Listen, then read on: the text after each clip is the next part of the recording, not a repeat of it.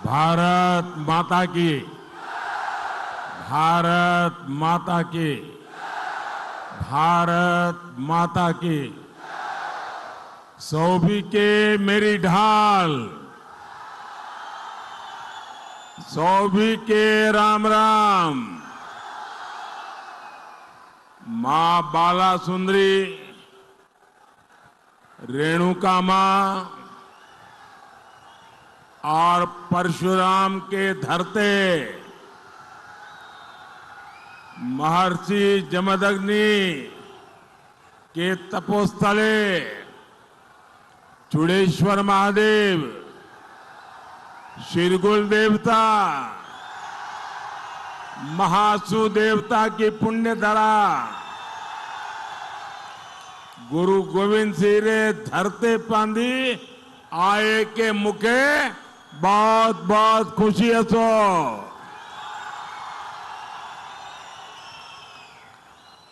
मेरे साथ बोलिए भारत माता की। आप ये तस्वीर नीचे रखिए, पीछे लोग परेशान हो रहे हैं। भारत माता की, भारत माता की। ऐसा लग रहा है कि अपने घर आया हूं।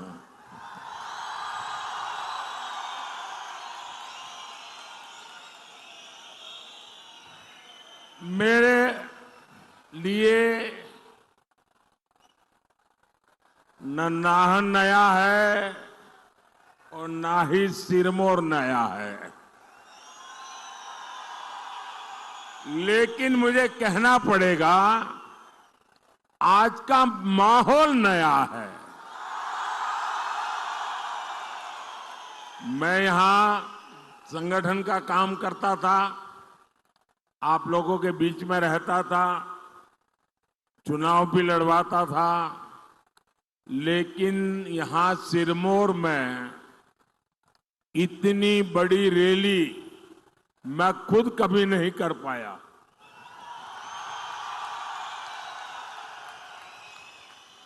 पार्टी की मीटिंगें लेता था, सबको समझाता था।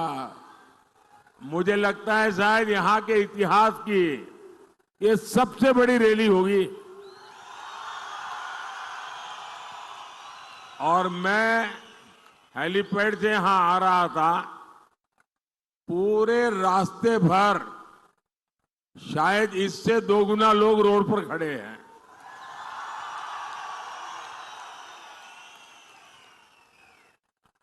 आपका ये प्यार, आपका ये आशीर्वाद मुझे हमेशा हमेशा हिमाचली बना के रखता है।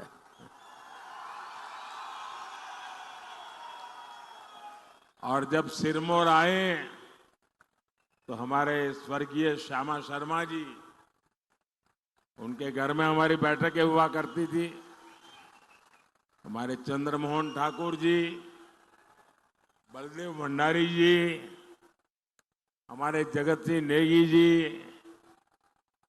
ढेर सारे कार्यकर्ताओं की याद, अनेक अच्छे अनुभव मेरे लिए एक प्रकार से यादों की अमानत है। और सभी के घरों से असकली, पटांदे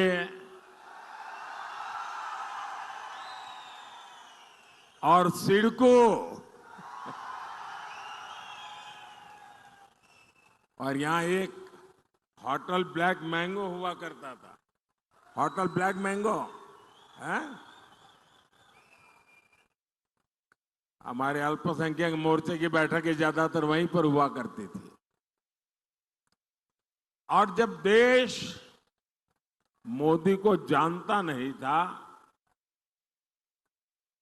तब भी आप लोगों ने मुझे आशीर्वाद देने में, प्यार देने में कोई कमी नहीं रखी। समय बदला है, लेकिन मोदी नहीं बदला है।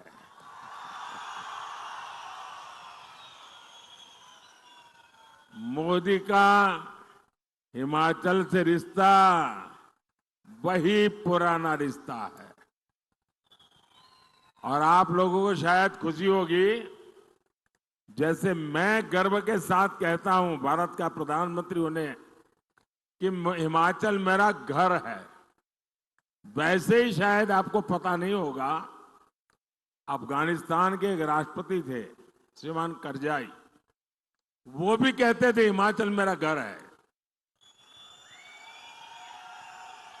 क्योंकि वो शिमला में पढ़े थे।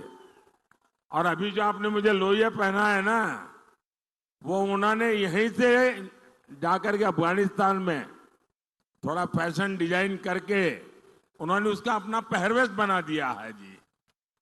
यानी यही हिमाचल की ताकत है कि जो इतना लगाव रखती है। साथियों, आज मैं आपसे तीसरी बार भाजपा सरकार के लिए आशीर्वाद मांगने के लिए आया।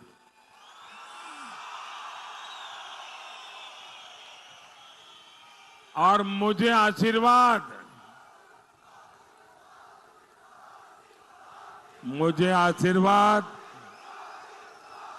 मेरे लिए नहीं चाहिए। मुझे आशीर्वाद मेरे परिवार वालों के लिए नहीं चाहिए। मुझे आशीर्वाद मेरी जात बिरादरी वालों के लिए नहीं चाहिए। मुझे आशीर्वाद चाहिए ताकतवर भारत बनाने के लिए।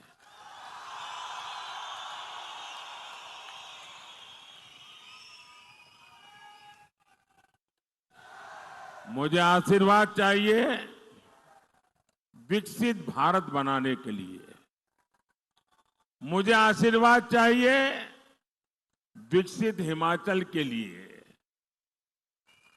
देश में 5 चरणों के चुनाव हो चुके हैं।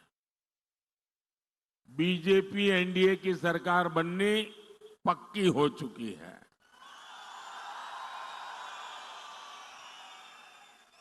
और अब हिमाचल 4-0 से हैट्रिक लगाएगा। और हम तो देवभूमि के लोग हैं, हमारी एक भी चीज कभी बेकार नहीं जाने देते। तो कोई हिमाचली अपना वोट बेकार जाने देगा क्या? अपना वोट बेकार जाने देगा क्या? वो उसी का वोट देगा ना जिसकी सरकार बनेगी, और जिसको वोट देगा उसकी ही सरकार बनेगी। ये हिमाचल में पक्का है।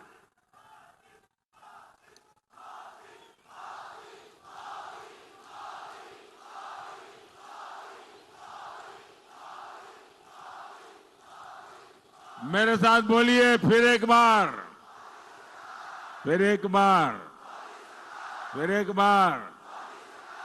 साथियों, हिमाचल प्रदेश सीमा से सटा हुआ राज्य है।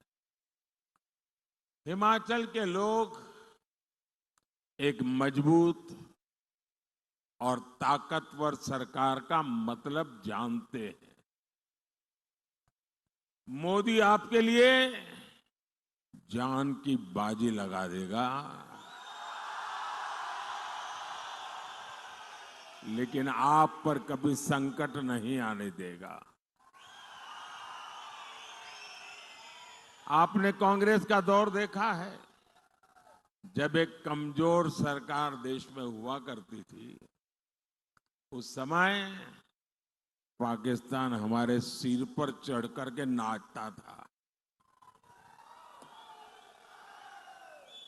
कांग्रेस की कमजोर सरकार दुनिया में गुहार लगाती फिरती थी। मोदी ने कहा, भारत अब दुनिया के पास भीख नहीं मांगेगा, भारत अपनी लड़ाई खुद लड़ेगा। और फिर भारत ने घर में घुस करके मारा।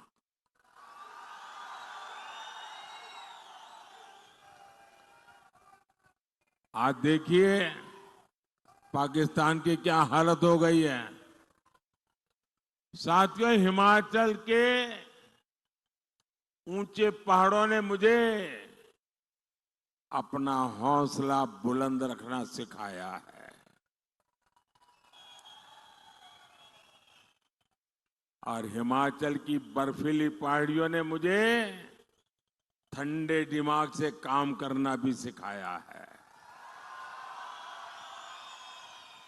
पहाड़ों ने मुझे अपना सिर गर्व से ऊंचा रखना सिखाया है। और मैं मां भारती का अपमान नहीं सह सकता। लेकिन कांग्रेस मां भारती के अपमान से भी बाज नहीं आती।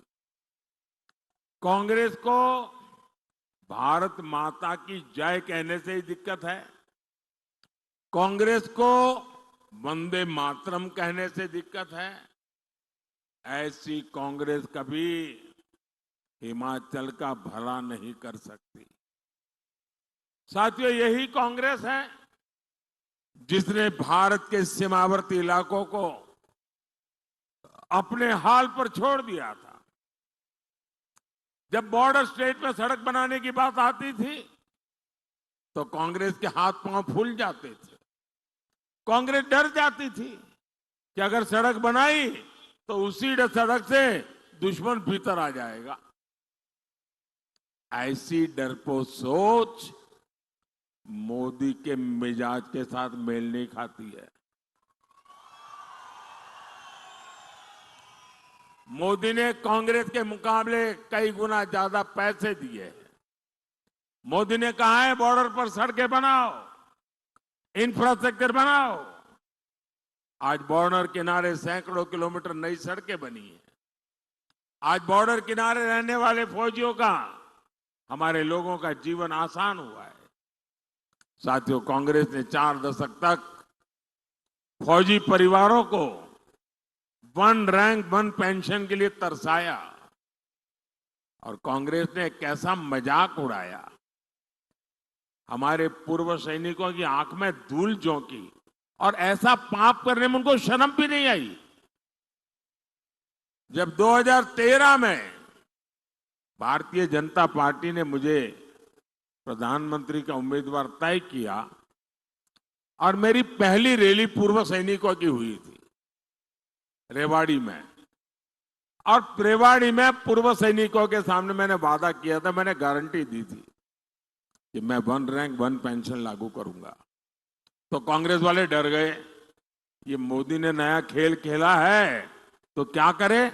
तो उन्होंने रातों रात अफरा तफरी में बजट में कहा कि हम भी 1 रैंक 1 पेंशन लागू करेंगे। लेकिन किया क्या, 500 करोड़ रुपए का टोकन डाल करके कह दिया कि 1 रैंक 1 पेंशन लागू करेंगे। ये हमारी फौज के साथ मजाक था, मजाक। ऐसे जैसे किसी बच्चे को कह दे ना कि कोई बात नहीं, शाम को तुझे मुंबई ले जाऊंगा और बच्चा सो जाए। ऐसा पाप किया था उन्होंने। जब मोदी है जिसने आकर के ओआरओपी लागू किया, 1 रैंक 1 पेंशन लागू किया और उन्होंने 500 करोड़ में खेल खेला था 2014 का चुनाव जीतने के लिए, जिसका कोई मतलब नहीं था। मोदी ने जब 1 रैंक 1 पेंशन ओआरओपी लगाया, 1.25 लाख करोड़ रुपया हम फौजियों को दे चुके हैं। अब मुझे बताइए भाई, कहां 500 करोड़ और कहां 1.25 लाख करोड़। ये 500 करोड़ मजाक था कि नहीं था? मजाक था कि नहीं था? फौजियों की बेइज्जती करने का इरादा था कि नहीं था? फौजियों का अपमान था कि नहीं था? और इसलिए ही तो लोग कहते हैं मोदी जो गारंटी देता है ना, वो गारंटी पूरी होने की गारंटी होती है।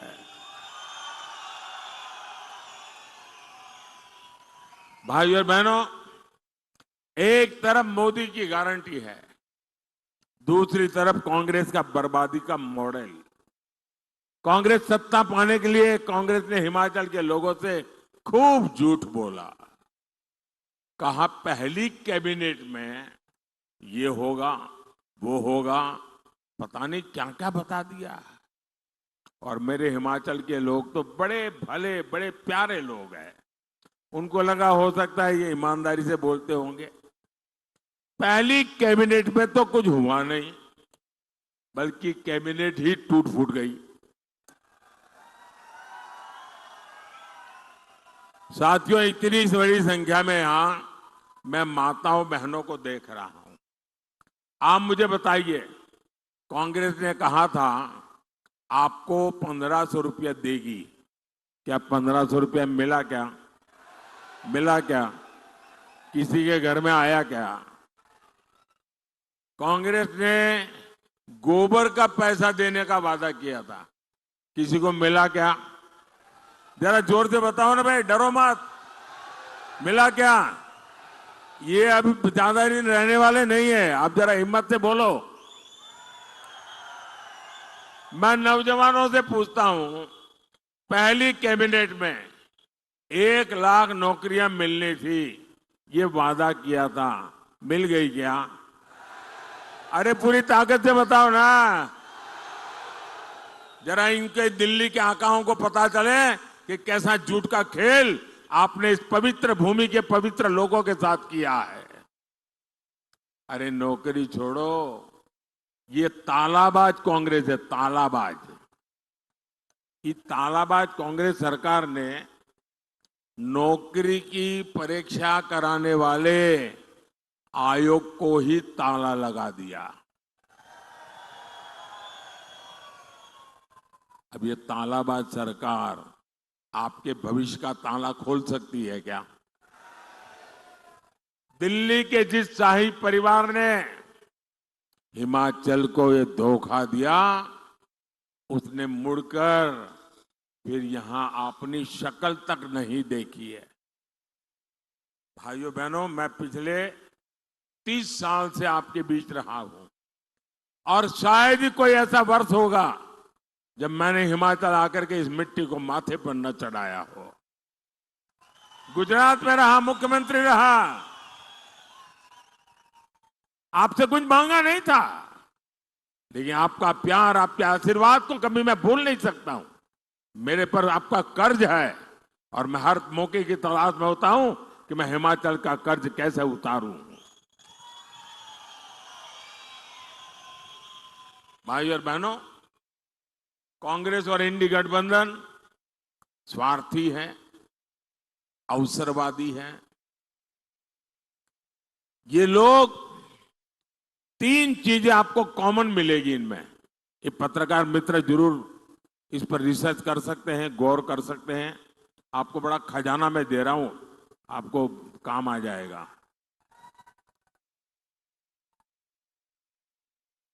ये कांग्रेस वाले, उनके साथी, 3 चीज आपको कॉमन मिलेगी। एक, ये गौर सांप्रदायिक है। दूसरा, गौर जातिवादी है। और तीसरा, गौर परिवारवादी है। आपको ये 3 चीजें हर एक में कॉमन मिलेगी जी। ये मीडिया वाले दिमाग खपाएंगे तो बहुत खजाना खोल करके ले आएंगे।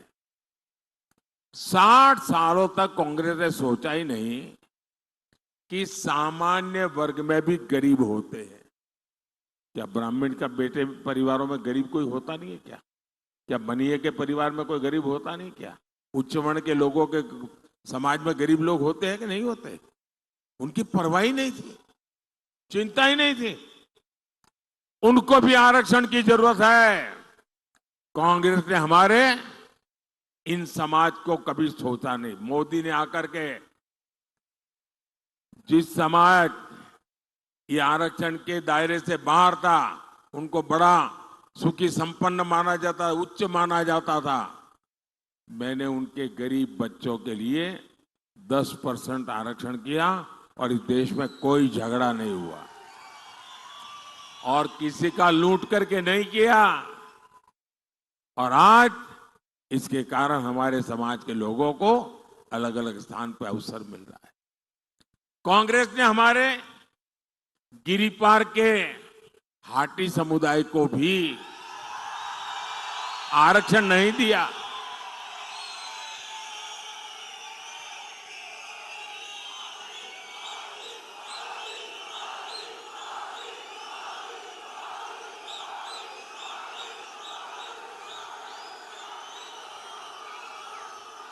ये होता है प्यार। जब नेक दिली से काम होता है, जब न्यायिक काम होता है, तो मन उत्साह से भर जाता है, वो दिखता है जी।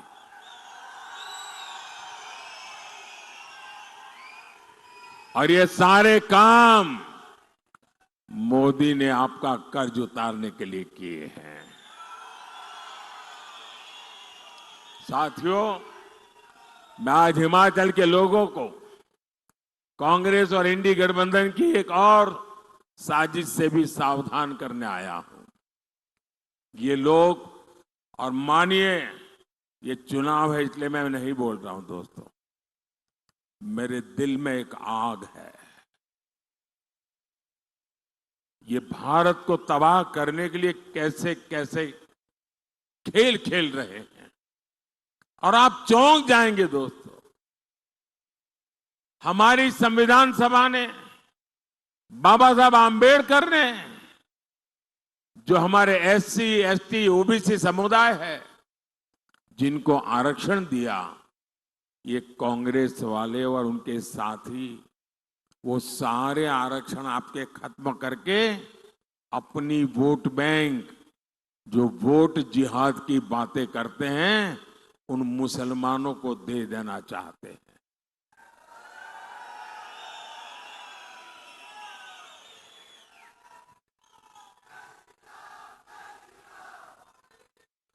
और ये सिर्फ बातें नहीं करते। कर्नाटका में कांग्रेस सरकार बनने के बाद उन्होंने कर दिया। ओबीसी के जो आरक्षण के अधिकार थे वो उनसे छीनकर मुसलमान को दे दिए, यानी देंगे ऐसा नहीं, दे दिए। और इस मॉडल पे वो काम करना चाहते हैं। आप मुझे बताइए, इस प्रकार का काम क्या मेरे हिमाचल के लोगों को मंजूर है क्या? जरा पूरी ताकत से बताइए ना।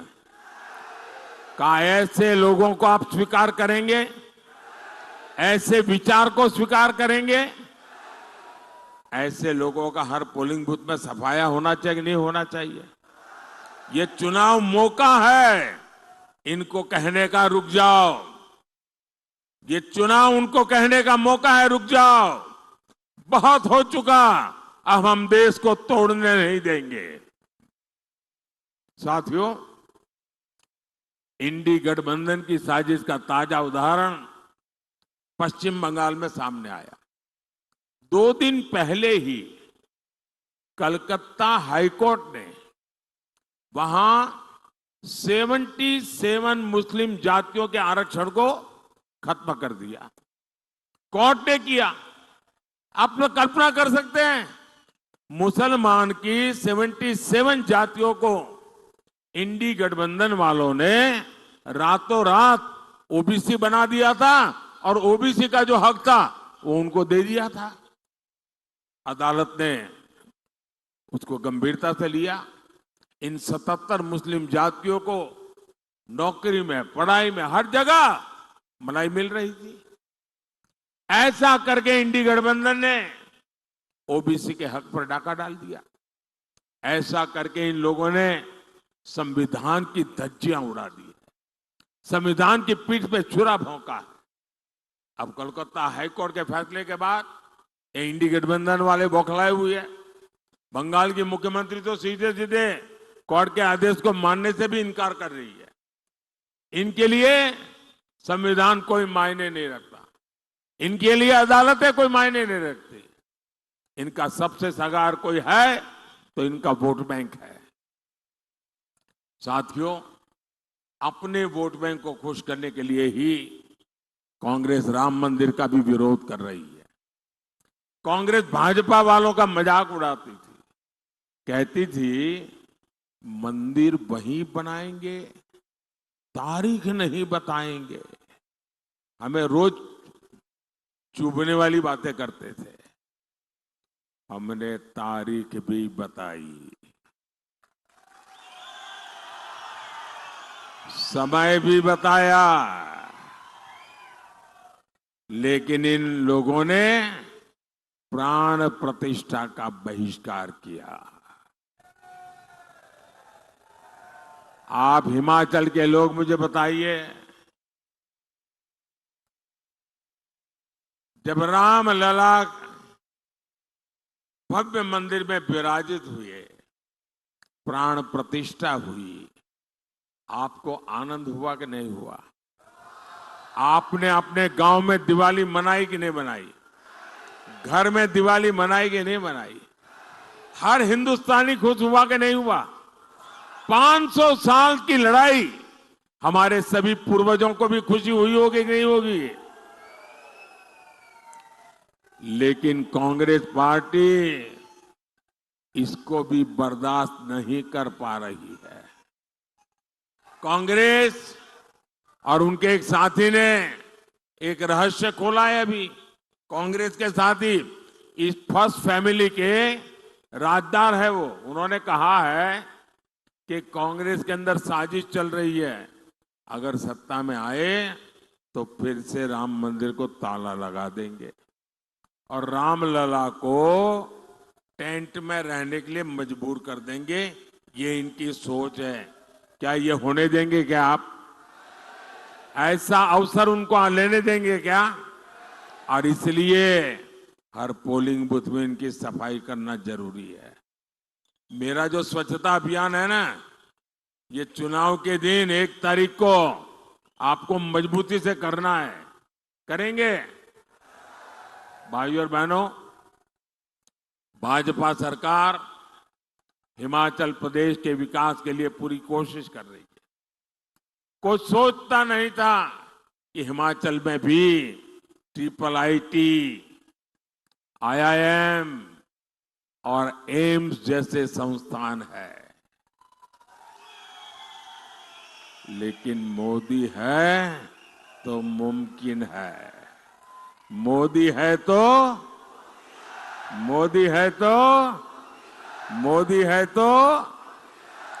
हिमाचल को बल्क ड्रग्स पार्क और मेडिकल डिवाइस पार्क मिला है। हिमाचल देश के उन पहले राज्यों में है जहां वंदे भारत ट्रेन शुरू हुई। साथियों, मोदी के लिए किसान, गरीब, महिला और युवा का सशक्तिकरण बड़ी प्राथमिकता है।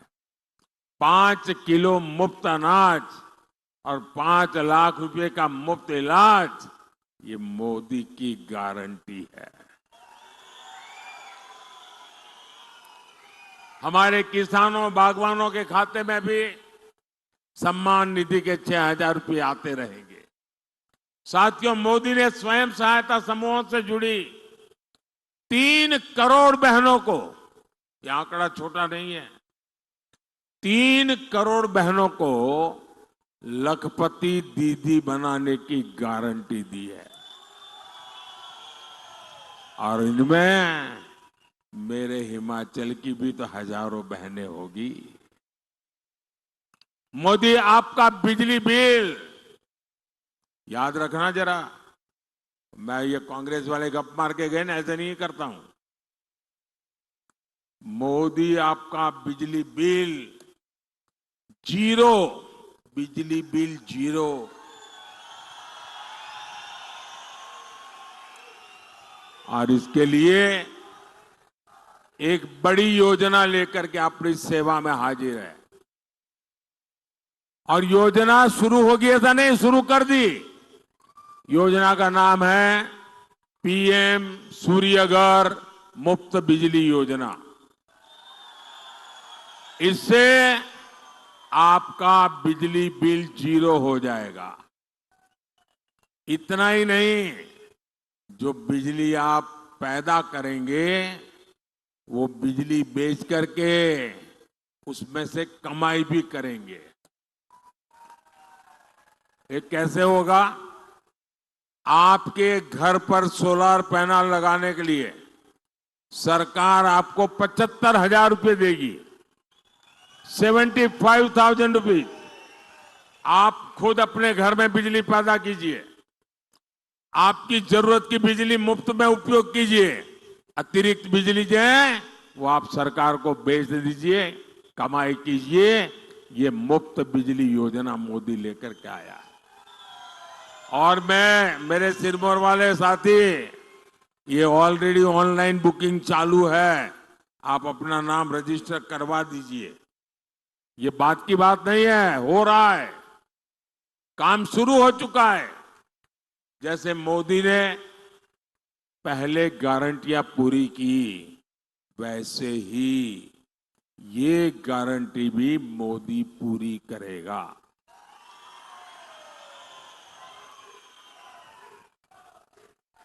उसी प्रकार से साथियों, जो मुफ्त अनाज योजना है, क्योंकि मोदी का संकल्प है गरीब के घर का चूल्हा जलते रहना चाहिए, गरीब का बच्चा भूखा सोना नहीं चाहिए। और इसलिए मुफ्त अनाज योजना अगले 5 साल के लिए चालू रहेगी। साथियों, आपको शिमला लोकसभा सीट से हमारे बहुत निकट साथी भाई सुरेश कश्यप जी को भारी वोटों से विजयी बनाना है। और सुरेश जी को आप वोट देंगे ना, वो वोट सीधा सीधा कमल के खाते में जाएगा, मोदी के खाते में जाएगा, सीधा वोट मोदी को मिलेगा। हर गांव जाएंगे, ज्यादा से ज्यादा मतदान कराएंगे, हर पोलिंग बूथ में जिताएंगे। अच्छा, मेरा एक काम करेंगे, कमाल हो यार, सूरज के लिए तो सब जोर से बोल रहे हो, मैंने कहा मेरे लिए करोगे तो ठंडे हो गए। करोगे? ये पॉलिटिकल काम नहीं है, करोगे? चुनाव वाला काम नहीं है, करोगे? मेरा पर्सनल है, करोगे? पक्का करोगे? एक काम कीजिए, देखिए जब मैं हिमाचल में था तो गांव गांव भटकता था, लोगों के घर जाता था, मिलता था। अब आप लोगों ने मुझे ऐसा काम में लगा दिया कि मैं सबके पास जा नहीं पाता हूं, मिल नहीं पाता हूं। तो मेरा एक काम कीजिए, ज्यादा से ज्यादा परिवारों में जाइए, ज्यादा से ज्यादा लोगों को मिलिए और जाकर के कहना कि मोदी जी सिरमौर आए थे, मोदी जी ने आपको प्रणाम कहा है, मेरा प्रणाम पहुंचा देंगे, हर घर में मेरा प्रणाम पहुंचा देंगे, पक्का पहुंचा देंगे। दूसरा काम, हम तो देवभूमि के लोग हैं, हमारे यहाँ हर गांव के अपने देवी देवता होते हैं, अपने देवता होते हैं, देवता का आगमन होता है, हर गांव के अंदर एक पूजा स्थल होता है। आप सब मिलकर के गांव में जाके मेरी तरफ से मत्था टेकना, आशीर्वाद मांगना, देवी देवताओं के आशीर्वाद मांगना, ताकि विकसित भारत का सपना हम जितना जल्द हो सके पूरा कर सके। मेरे साथ बोलिए, भारत माता की, भारत माता की, भारत माता की। बहुत बहुत धन्यवाद।